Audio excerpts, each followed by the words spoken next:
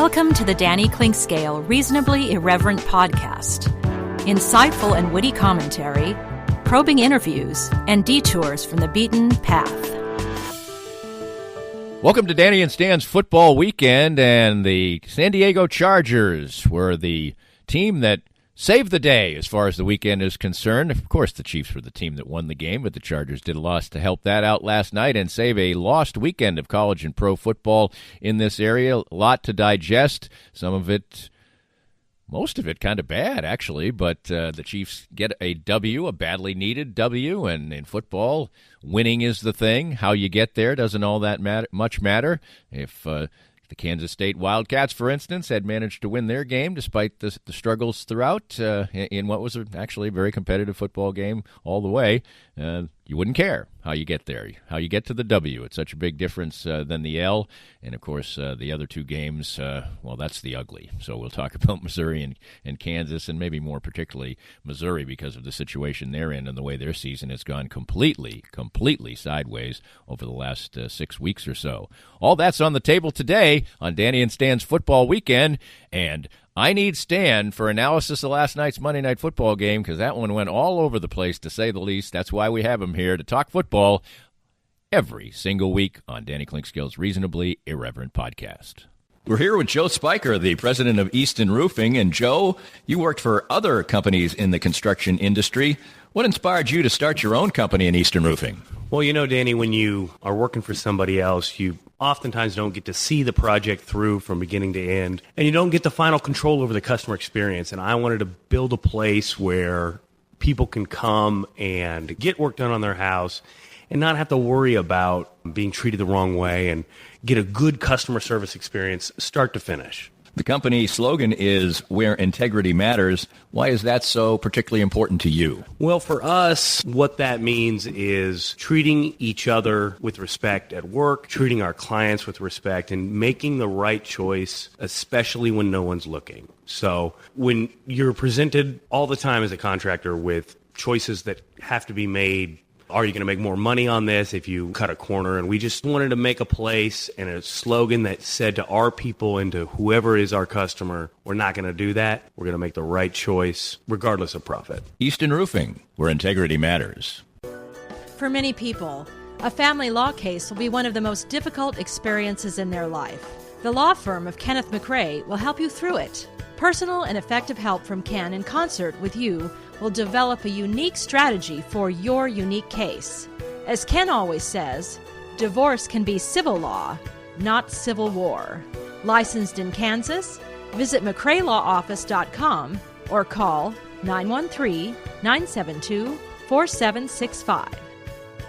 I was duped, and I recommend you be next. For better or worse, the ultra-realistic impression of me sits now in my wife's office to spook her on a daily basis. So what is Doob? D-O-O-B. It's the keepsake of a lifetime, a 3D-generated, incredibly lifelike figurine. 66 cameras take an image at exactly the same moment in any pose, and state-of-the-art 3D technology transforms that into exact replicas of you, anyone you know or love, a pet, whomever is close to your heart. Create lifetime memories with a Doob. Visit their Facebook page at Doob 3D Kansas City, or better yet, see their incredible creations. Visit their location down on the plaza in the heart of it at 231 West 47th Street in KC Mo.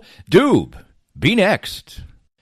Stan, a Monday night that had a lot of things going for it, and I'm telling you what, starting with the first thing, the NFL did a remarkable job in the couple of weeks leading up to the game last night at Azteca Stadium in Mexico City, because I did an event last night at the 23rd Street Brewery, some winners of the Clinkscale Club, some members of the Clinkscale Club who won a contest. We did a watch party for the Chiefs game. We were talking about it before, and one of the topics that came up before the game started was, well, I guess the field's all right because we haven't heard anything about it. And there was no discussion of the field. And last year, of course, the game ended up being moved and wasn't played there.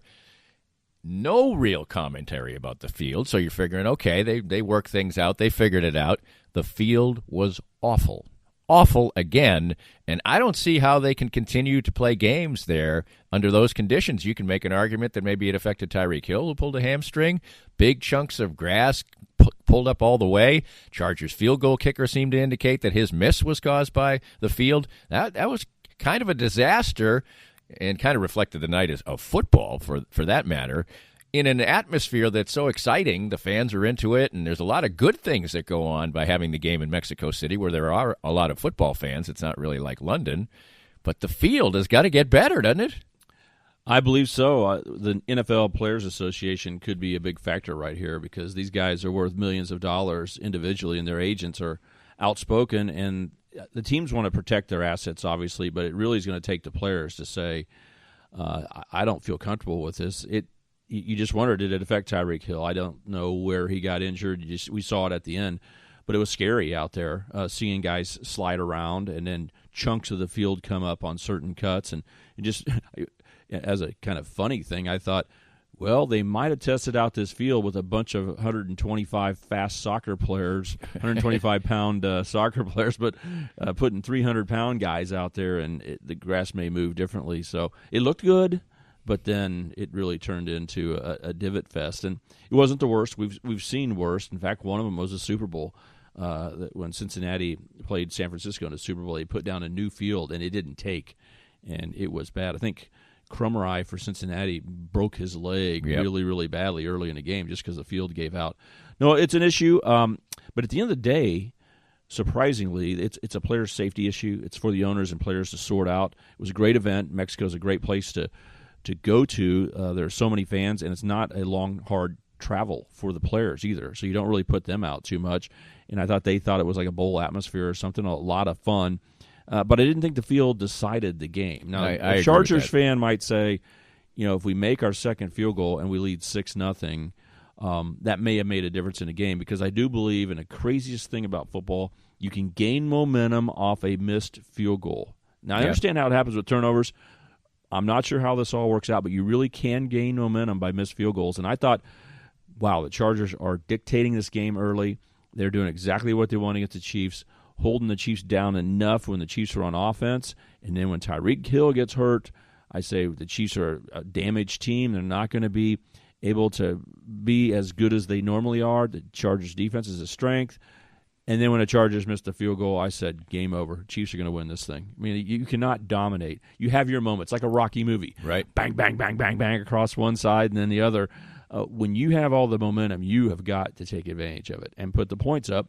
And the Chargers are sitting on their, at that point in the game, totally dominating and leading 3-0. Right. And then when they make a mistake, they're behind. And it really wasn't a mistake. That's not the right way to say it. Tyrann Mathieu's interception was big time.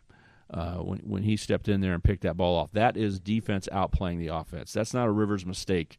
That's great design, great play. I'm not sure on the cover two. I'm pretty sure he was supposed to rob, so let's give credit to Spagnuolo. They made him a robber rather than a cover two safety. They rotated his safety back to the middle of the field. He came underneath and kind of crossed the field. Many quarterbacks would have thrown that interception. Now, Rivers has been awful the last 2 weeks, loose with the football in every way, shape, or form, and it cost the Chargers in the ballgame. That's the story you start with. The number one thing you say, Chargers lose game. And right. Then you spring off of that to where it went. But then you can start looking at the Chiefs' positives, because welcome to the NFL. You don't ever make excuses for winning games. There's all kinds of ugly. There's some famous people. Danny, you and I, we mention old guys once in a while. Roger Staubach and John Elway's fame is in a lot of ways because their team didn't play well for 3 quarters or 3.5, and they put one great drive together. Well, a lot of times they're playing one of the worst teams in the league, and they're behind late in the game. What in the heck are they doing behind? Right. But we lavish fame on these guys. So let's be careful here. When we break this down, let's remember the overriding fact that Chiefs got the win in what was a must type of game, in my opinion. It was the scary game. 2 weeks ago, I was talking about this being a scary game, and yet they got out of there with a win. So it doesn't matter how you got it done. You won the ball game. That's important. I agree with that. I couldn't quite understand going in why everybody seemingly was picking the Chiefs. I mean, it was like unanimous. It was on the Monday Night Football countdown show.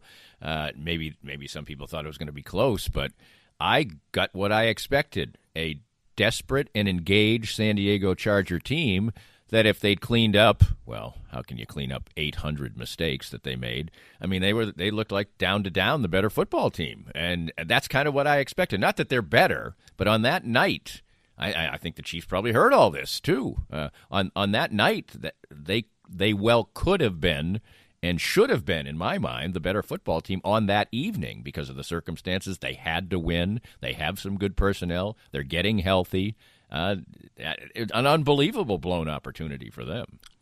Yes, and they have the capability of beating the Chiefs head-to-head. Yeah, and there's now a blueprint out there that more and more teams are following to say, let's run the ball at the Chiefs and attack on the edges, and and then the Chargers have the capability of throwing the ball downfield at some point as well. So, and their defense is pretty good. You got to have a good pass rush. You got to be athletic to keep Patrick Mahomes in the pocket, and even then they couldn't get it done. But to point out what you said, when teams get back, they're back to the wall. Remember, every team is probably within a touchdown of the other team in the NFL. I mean, you just keep losing over and over by 7 points, 10 points. Yeah, the Chargers aren't as good as the Chiefs, but they've lost 7 games and they've all been by 1 score. So they could be there in a game. They have a formula. Division wins are a lot harder to come by. Andy Reid makes it look like it's easy, but usually your division opponent knows you. The other thing that I thought was a giant factor in favor of the Chargers, and I loved how you called them the San Diego Chargers, Danny, because thank you.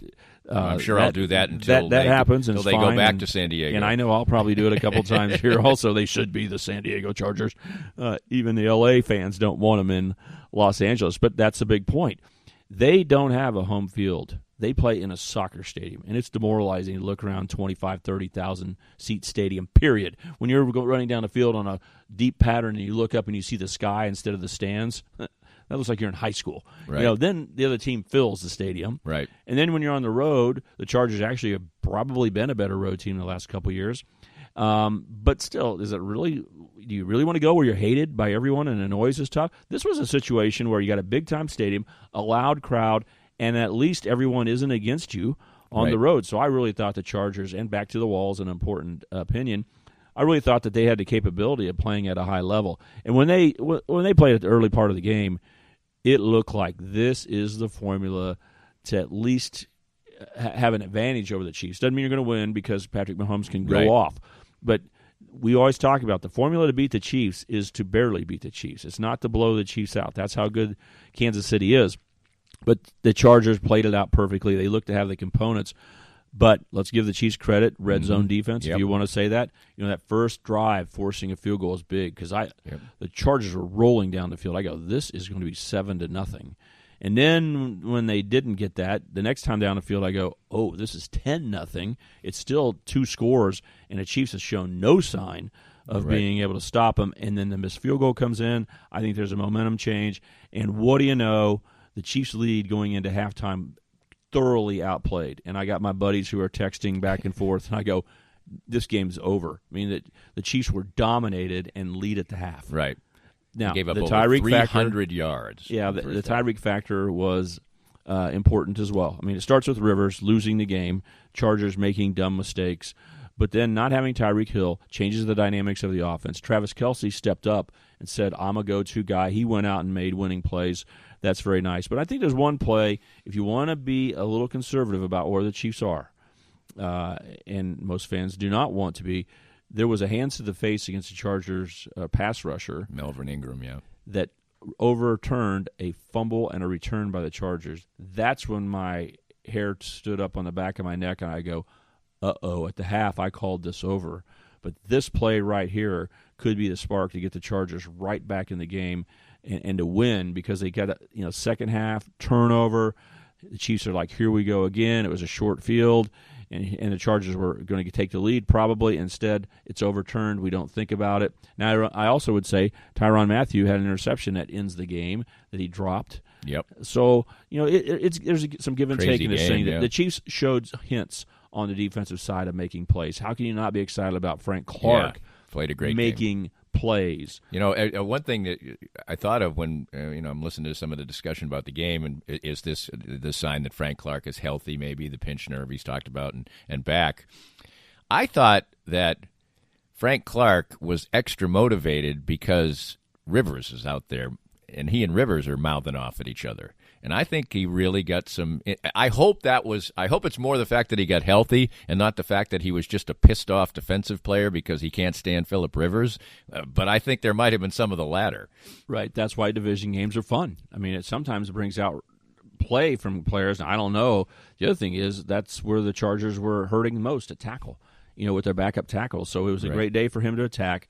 Big stage on Monday Night Football. But it doesn't matter why. It's good to see Frank Clark show his length.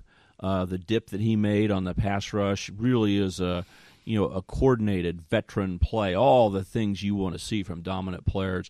So with he and Chris Jones making plays here and there and blowing things up, Tyrann Mathieu making plays in the middle of the field, and then the overall umbrella statement, the secondary is doing a great job, Danny. Yes. Rivers was not dictating at any point in the game. In fact, when he threw the 50-yard pass, which going into the game, any time over the last 5, 6, 8 years, you'd say, I bet he'll find someone open for a 50-yard pass. When he threw it up this time, I thought there was almost no chance. I was so surprised that the Chargers came down with the ball. The Chiefs were winning all those plays downfield. Yeah, so most of his completions impressive. were difficult throws. I mean, you can criticize he played a bad game. Let's face it, he threw 4 interceptions. But he had to make some tough throws to get completions. Right. I thought the Chiefs secondary really blanketed things, and we don't get the look on TV of the All-22 to see exactly what's going on, and Spagnuolo deserves his credit for mixing up coverages. But just man-on-man back there, those corners are – you can just tell by when you're watching the game, Rivers never looked comfortable in the pocket. And it wasn't as if the Chiefs pass rush was lethal. It wasn't Derek Thomas like, oh my gosh, I got count one and throw the ball. But Rivers, you can see his body language, how he does things, and he never looked like he was dictating and throwing the ball. And then when you looked, it was very tough catches. Even some of the catches this guy's made were really outstanding. But Chiefs did a lot of things, and all you need right now from the defense is a spark here or there, something to grab onto, and also the confidence factor.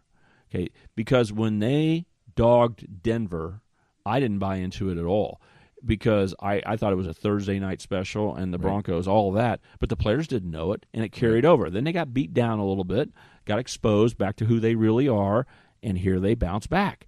So that confidence factor is good. There's a spark here or there that gives you some hope. It's not bad to be a team that gets turnovers. It's not bad to be a team that gets an opportune sack, and it's really a great thing if you are a good red zone defense. Right. We can't say the Chiefs are, but anytime you put it on the field in the NFL with only 16 games, Danny, why not think that that could be a trend? And your competition, okay, when you play the Ravens and the Patriots, it's going to be giant football. I mean, those now are the two teams that are most likely to go to the Super Bowl, with the Chiefs being the third. But just to beat the Raiders and to beat the Chargers again, and most teams in the NFL, you don't have to be a great team. You do not have to be. The Raiders are not a great football team. The Chargers definitely are not. And yet these are competitive NFL games, the ones the Chiefs need to win. And the next one up is a week and a half away. After a bye week, they got to beat the Raiders head-to-head, and they're not going to be home free. And they have every advantage to being able to do that. And they did it on a night where Patrick Mahomes had the lowest yards per attempt in his career, low percentage of completions, 19 for 32, threw for less than 200 yards. And one thing you saw was that times when he had time to throw and still nothing good happened. What were the Chargers doing back there?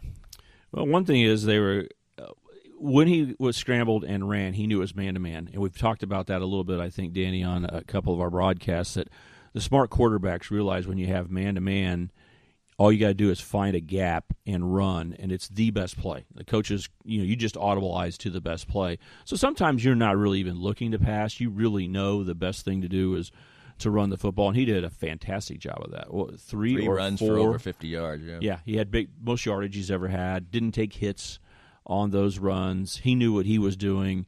It was a very nice job. But otherwise, he really, while he can do this and throw while he's retreating, he was retreating.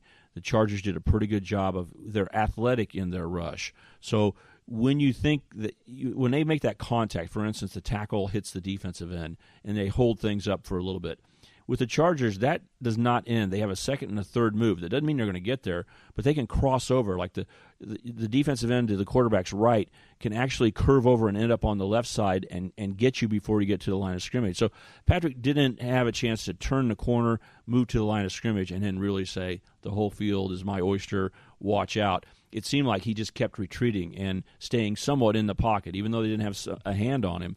And I thought that was a good job. The other thing is, without Tyreek Hill there, I think the Chiefs' receivers are not as open downfield. And it's Kelsey being a dominant tight end is where they got the quick hitters over the middle. The flag pattern was just beautiful. Great read, great throw.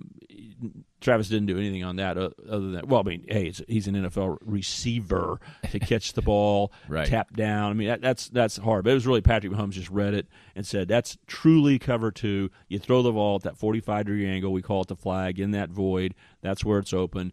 But to pull that off was pretty cool. Travis Kelce, when he needed to be a dominant player, was a dominant player. But still, most of his dominant plays are going to be from 5 to 15 yards. So, where was Sammy Watkins out there? The real question for the Chiefs, if you don't have Tyreek Hill, is how good can Sammy Watkins play? And there are big question marks. Right. We've seen it early season games, like, oh my gosh. You can't count on Hardman. He's the icing on the cake. When he catches the ball and goes 50 yards like he's got jet fuel, cool. But you can't go down after down counting it. The Chargers' defense is pretty good. Good design. Good philosophy and strategy. They know how to play the Chiefs. So this is not something we can look to next week and the next week and the next week and start saying, oh, the Chiefs' offense is suddenly going to be slowed. I'm not worried about that yet. But still, the Tyreek Hill factor is the dynamite that takes them over the top. They catch a break that they have a week off. So if it's just a slight hammy, maybe he'll be just fine in a week against the Raiders. If they were playing the Raiders this week, I'd be more concerned. Isn't it fun to say Chiefs Raiders? I mean, really, as a Chiefs fan, you want to say division's over, and I know we wish that were happening, but there is some excitement, especially when your little brother really isn't as good as you. I mean, isn't it kind of cute when they come up and you got reasons to hate him with John Gruden? I mean, there's going to be energy in Arrowhead. It's kind of fun because you really don't think they're going to win. If they play 5 times in Arrowhead, how many times do you think the Chiefs win? At least 4. That's what I was going to say, 4 out of 5. Yeah. So you got 80% chance, enough fear that you might, cut down one beer so you can concentrate a little bit, during the game while you're tailgating. But really, you got that comfortable feeling like we're going to beat those guys, and it's going to be fun to blow them up. They get there. I'm looking forward to it. And Chiefs Raiders, it's so much fun to watch. And finally, real quick, this game was great for the Chiefs. It was a scoreless for fourth quarter. And part of the scoreless part of it was Andy Reid called plays like he didn't have Patrick Mahomes out there. And they were super conservative. And if the Chargers did what they did last year, which they were 9 yards away from, score and then go for 2, which I think they would have, and the Chiefs lost, I think there would have been some well-deserved criticism of Andy Reid's play calling in the fourth quarter, where the Chiefs had, 4 opportunities to put the game away. I think it was 4 opportunities to put the game away, and they had 4 first downs total. Yeah, again, surprising. I thought the screen pass play calling helped the Chargers out. If it's 3rd and 6 and the Chiefs go to a screen pass, again, remember what I said about their defensive linemen. They can cross over from one side to the other because most plays are designed where you have angles, and you know where the angles are, and you can count out probably 4 of the 11 players immediately. Just go, they're not going to get there. But when you throw a screen, I think the Chargers, they flow to the ball. The big guys make themselves a part of the play. It's not just a linebacker. So, yeah, I was sitting there going, when the screen pass was trying to develop, you could see it. I go, well, this is an advantage for the Chargers because the Chiefs have to complete it, then do some blocking and get upfield. And while the Chiefs are a great screen team, they went to it over and over again. So, yeah, I wonder what the thinking was. Mm-hmm. Don't forget that Andy Reid's a super smart coach. Yeah. Don't forget that you mentioned the field. Maybe the Chiefs weren't cutting out of their breaks like they normally were. I mean, they are a fast team, Danny. Right. And precision on cuts and things. It may have been the equivalent of the old days, and we saw them grow the grass a little bit longer. Right. A muddy field. Remember when you'd say, "Oh, this is slow old track. school." This is old school. When Danny and I, they don't look the same out there. The receivers aren't cutting. Maybe that was a factor, that they weren't getting out of their cuts quickly. And Andy said, I'm not going to test, a 2nd and 9 throw. What happens if a guy slips and we throw an interception? I can't count on that. I would rather do something where my receiver has his feet underneath him. The odds change in your mind. You see what I'm saying? Yep. We can talk about the negativity of a screen, but he may talk about, do you really want Sammy Watkins to be cutting out at 14 yards and have to go with the precision? And what happens if he slightly slips and the ball goes incomplete? I don't like that. I'd rather have open field and see what my running backs can do. So he isn't. See, that's the thing about these coaches. They don't cover their butts. And they take a lot of criticism because of it. And I'm not saying I'm buying into this, but there are a lot of things that go on where Andy Reid makes these decisions and just takes the heat and never tells you the truth. I'd love to hear what these coaches really think. Hey, the field was like this. This was our problem. Right. Maybe his receivers are gassed. Remember? Yeah. It was way higher than Denver, Colorado. There's a lot of things where when you go back, Danny, a screen pass covers a lot of areas. When you don't know what the odds are, going to a screen pass, there are so many variables that guys can slip on defense. Your guy can make a miss, and there's no chance of interception. So, in a sense, we may, when it's all thought through, love the calls. They may be sitting there reviewing it this week going, yep, I love that call, I love that call. Just didn't work. But it just didn't seem like the calls we would make with Patrick Mahomes. That was an interesting football game. We have 3 college ones to talk about coming up, 3 different situations to say the least. That's on Danny and Stan's Football Weekend when we resume. More of Danny's Reasonably Irreverent podcast after this. Sumner One is the company to make your office maximize efficiency. Their family of companies make up one of the largest independent dealers of office technology in the Midwest. They are proud to bring the best service and technology to top companies across the region. Sumner One can help your organization run more smoothly than ever. Sumner One printers, copiers, MFPs, managed print services, document management, infrastructure design, IT services, disaster recovery, and business continuity. Welcome to the one place where everything works. For more information, call Carl Little at 913-752-2256. Looking for a truly unique escape from your normal entertainment or corporate team-building regimen? Stay tuned for an exclusive offer only for Reasonably Irreverent listeners. I'm excited to tell you about an extraordinary destination, the Exit Room, located in the heart of beautiful downtown Lee Summit. The Exit Room is a distinctive entertainment option that offers a cool alternative to the normal couples night out, family get-togethers, and corporate team-building events. The Exit Room is a one-of-a-kind boutique escape room catering to special occasions and corporate team-building events and is unmatched in the Kansas City metro. With 5 individually designed and varied escape room adventures, your party or employees can unplug from their electronic world, interact with one another, match wits, and ultimately escape the humdrum of the ordinary. The Exit Room adventures cross decades and centuries and create fascinating fun. I know the owners well. They are local folks, their staff is warm and friendly, their lobby is inviting and beautiful, and their adventures are award-winning. Check online. There are over 1,000 reviews, and note that they are a rare 5-star ranked business. Visit their website and Facebook page, and any of my listeners who books online at theexitroomkc.com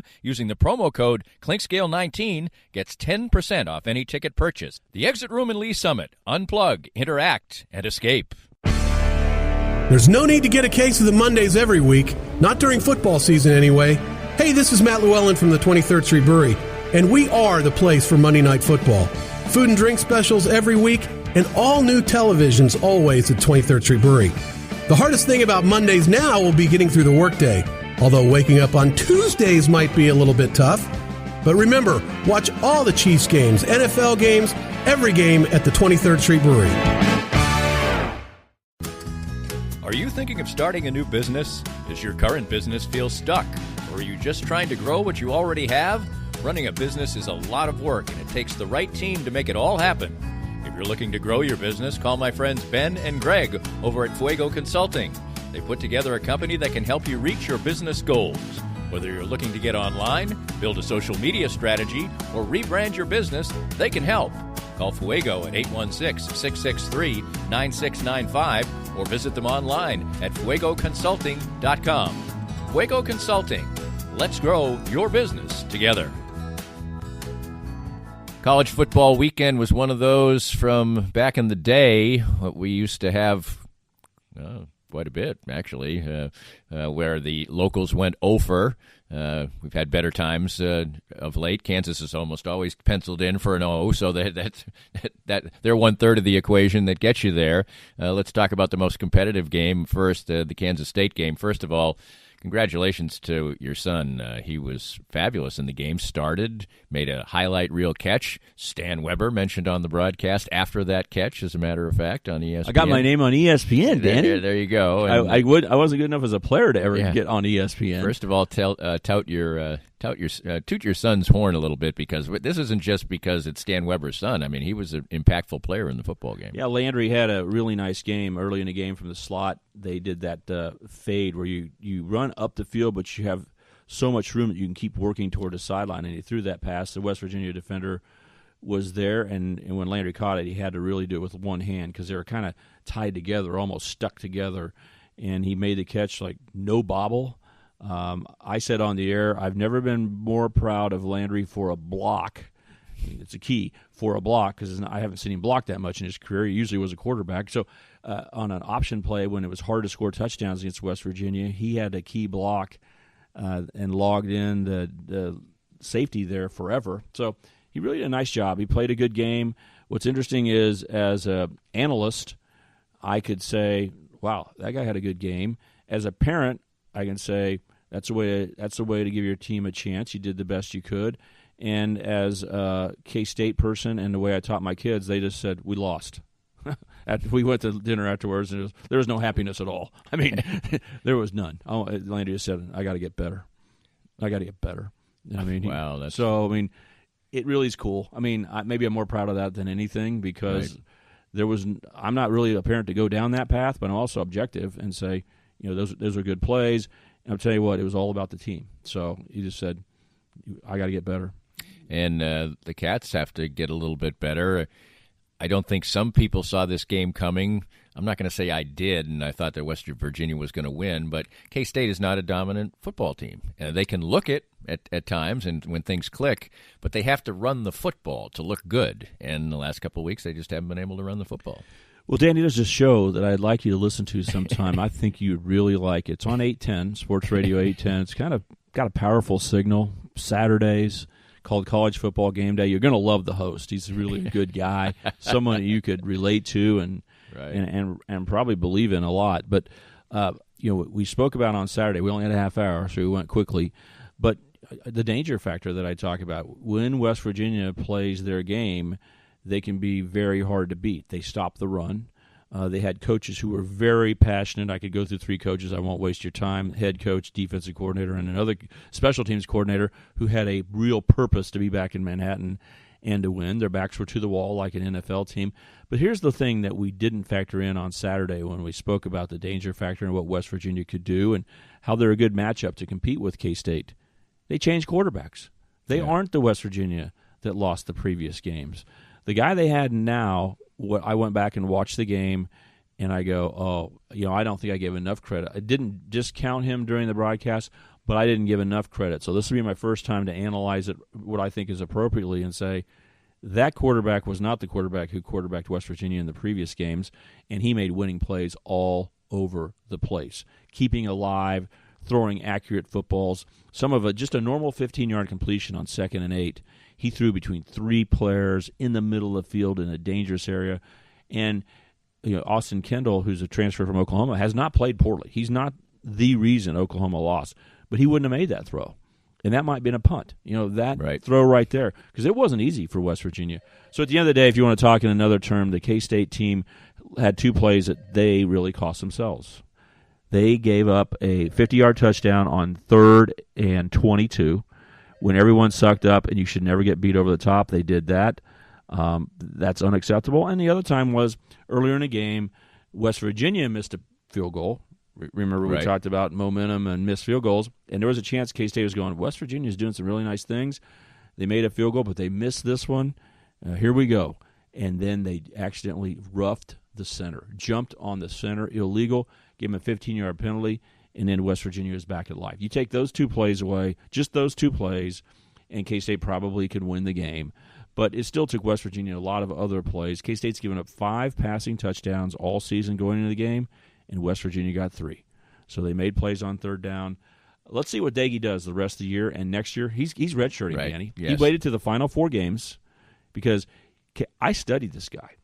His Seth Daggy's brother. Seth was a Texas Tech starting quarterback, Right. coached by Neil Brown, who was with Texas Tech then and now is the head coach at West Virginia. So his younger brother's playing, and he was going to be the starting quarterback and was a successful, one of the best quarterbacks in the MAC for Bowling Green. So I was getting ready for him to be the Bowling Green quarterback, and he grad transfers over to West Virginia pretty late. So he's a winner. And one big thing is, don't tell me it was the same West Virginia as it was 3 weeks ago. They just didn't make that mistake. And oh, by the way, we watch a Chiefs game. We know when quarterbacks do certain things and play well but make mistakes once in a while, it can really cost them. Look at Phillip Rivers. Go back and watch Daggy's game. Tell me where he made a mistake. No fumbles, no bad sacks, no interceptions, and winning plays on third down. So it's a different West Virginia team. That said, K-State could have won, and then it's coin flip city 2 weeks in a row. That's what makes it hurt. Yeah. If you would have won either Texas or West Virginia, you'd go, wow, this Big 12's crazy. It's close. We're going to win our share. But, man, when you only play 12 games a year, Danny, and isn't that what's great about football? Because we're watching basketball now. If someone gets beat, hey, Kentucky got beat the other day. That doesn't really matter. I mean, you forget about it and you move on. But in football, it seems like forever since K-State won, and they played 2 down-to-the-wire games but lost both. Yeah, absolutely. Speaking of college football game day, when we were analyzing the Kansas game, what you said is that you didn't really care if Oklahoma State won the game and won it handily, but you wanted to see Kansas play well on offense to continue the momentum with the new offensive coordinator. I don't know if I've ever seen a more lopsided 31-13 game. I mean, it was 24-0 at the half. I mean, complete domination by Oklahoma State, and Kansas was not good on offense at all. They got a couple, by the way, touchdowns at the end of the game, made an unusual move in pulling their quarterback. I mean, a lot of things offensively went wrong in that game for Kansas. Yeah, they didn't answer the question the way we wanted it to be answered if you're looking for positiveness from KU. And because the defense probably did okay. They held Chuba Hubbard to only 115 yards when you thought he was going to get 200 on that day. So Oklahoma State had control of the game, did what they needed to do as they're gaining momentum at the end of the year, but Kansas didn't show up on offense and didn't look smooth and dangerous. Puka Williams didn't cause a lot of havoc out there. These are not good signs. And then I think, that said, what is the worst sign of all is this kind of miles to go mentality of we're going to show the inside of our program. And, he went out there and said, who's K-State, maybe with some other words added that got cut out. I mean, it's dangerous. There's nothing wrong with it. Getting your team publicity is fine, but there's trade-offs. And the trade-off and the danger starts with your own players. So against K-State, how did the game end, Danny? Forget miles to go for a second, but we've learned a lot about his family. Okay, right? It's like we see the warmth of Les Miles and his family, and it's cool. Hey, I'm a big guy on marriage and family and all this stuff, but it doesn't play too well when you see how much focus he has on his family, how much he enjoys his family. When you compare it to the team, it's got to be team first. Mm-hmm. So what happened against K-State? At the end of the game, he put his son in, who, by the depth chart, usually is thought of as the third quarterback, not the second. Okay? So I go, whoa. I wasn't surprised that they pulled Carter Stanley in a K-State KU game, but I was going, oh, wow, that's Miles' son out there. Well, it doesn't matter to me, but I'm telling you, how does that play with the fans? I mean, the players in the locker room. So they get down to the goal line. Then he puts his son in as a fullback, and they try to push it in and get a family touchdown. It seemed like, okay? Yep. Maybe, probably not. Let's don't overanalyze it. Just a little seed in my back of my mind. Then we go to OSU, and he pulls out Carter Stanley and puts his son in. Then he throws an interception on, the 4th, 5th, 6th play. Right. His son's not an awful player, but still – that is a dangerous thing right now that's percolating is, hey, at least my son got to go out there and, you talked to me about it. I'm a father. I'm a human. How do you play that out? How do you keep your distance and say, if there's any hint that I was going to cross a line or my wife or anybody else in the family, it ended pretty quickly when Landry said, I got to get better. We lost. And that's the end of that story. Right.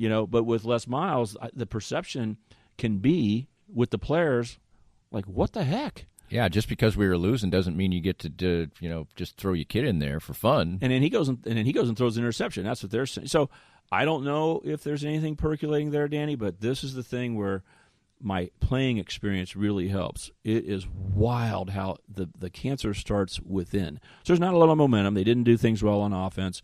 No one around campus or the KU football world really cares about the season. It's over. I mean, right. Isn't that right? I mean, yeah, sure. Yes. Who's looking forward to the big 11 o'clock kickoff against Iowa State? I mean, you got to be a hardcore KU fan, and there are some. Yeah, I know some that are going to be there and respect it and go after. But mostly, they're out of sight, out of mind. They're at OSU, on the road, at Iowa State, yeah. And then the Saturday after Thanksgiving. How many students are going to hustle back from Thanksgiving dinner 12. when they leave campus and go, man, I can't wait to watch KU versus Baylor, on what could be a cold day or whatever. So those things were known commodities. We knew they were battling this end of season when K-State kind of beat the stuffing out of them, and then they had to sit on it for a week. What I want to see is some spark. Get back to where you were a few weeks ago. Can't say I did, but I think this other subject is very interesting. Just the whole thing that Les Miles behind the scenes is exposed, so he can't control the message to the players. Right. You can't have it both ways. You can't show your real life heart and lay it out there with your family and have everyone in the country go, oh man, I really like this Les Miles guy, and not affect the football team, because that's not the guy they see walking in, Danny. When you see a football coach walking in, let me tell you, the last thing you think about is who their wife and kids are. Okay, right. That dude has fire in his eyes. When he walks into football, it's like, whoa. You go, I don't think he's a human. You know what I'm saying? Yes. Do you think the players think about Andy Reid's family when he walks in the locker room? Son's a coach, but yeah, besides but I mean, that, no. I think when Andy Reid walks in, or these coaches, it's like, this is all business, man. Yep. And I'm here, and this is how important it is. This is how tough I am. If I'm going to love you, I choose to love you. If I'm going to kick you in the butt, and then you watch a show and go, oh, look at that. He's such a good guy. And then next time he comes and looks at you with that mean face, you kind of go, yeah, right, coach. You know what I'm saying? Yes. I think Hard Knocks, even Hard Knocks now, the NFL's finally come to the conclusion. The team's like, I don't want to do Hard Knocks. Right. I do not want to be exposed from behind the scenes. And guess what the rule is? You know what the rule is in Hard Knocks? You know why the Raiders had to do it?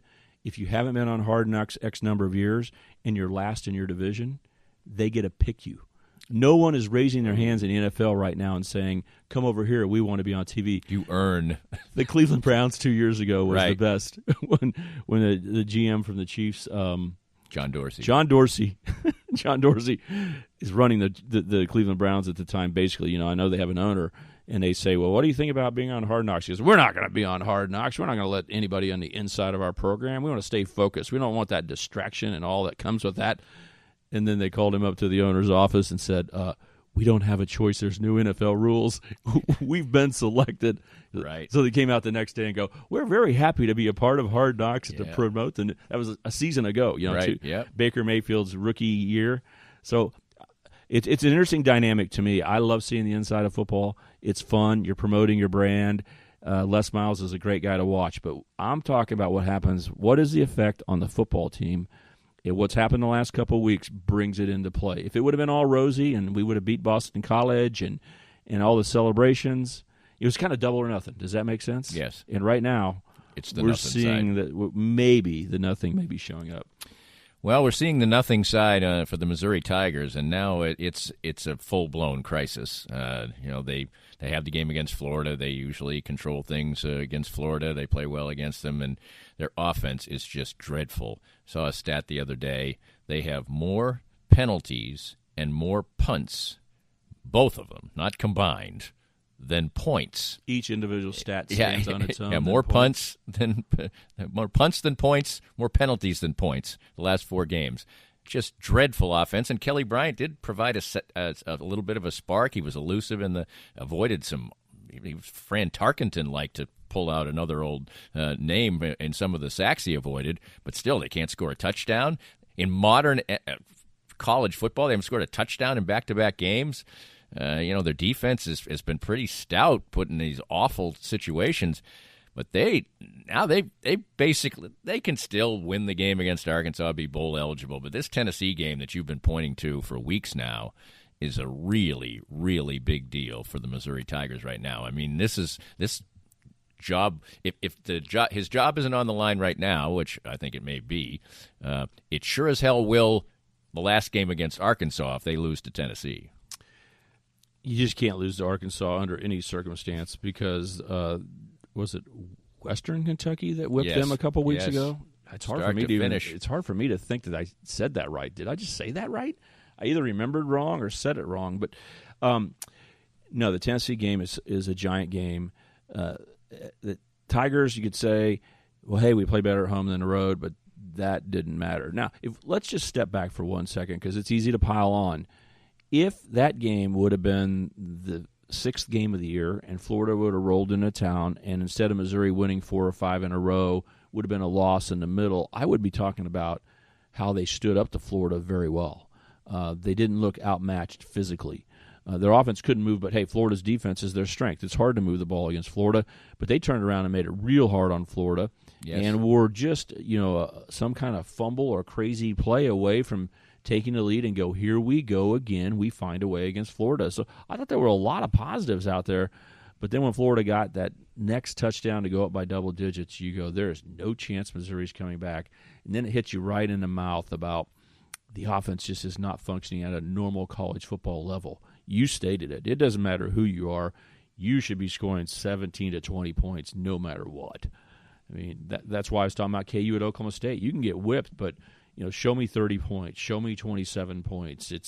You definitely need to get over 20 because that's the way OSU likes to play. But Florida's not that style of team. But still, Missouri, no touchdowns.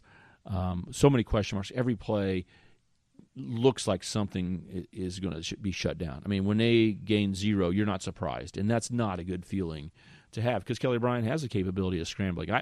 In fact, I thought one of the little scrambles he may have made more guys miss than any play I've ever seen in history, but I think he still got sacked for minus 7. I remember that one, yeah. I mean, he made some unbelievable basketball-like moves to elude people and still get sacked. It was like Florida had 30 players out there because he made guys miss more than once. It was amazing.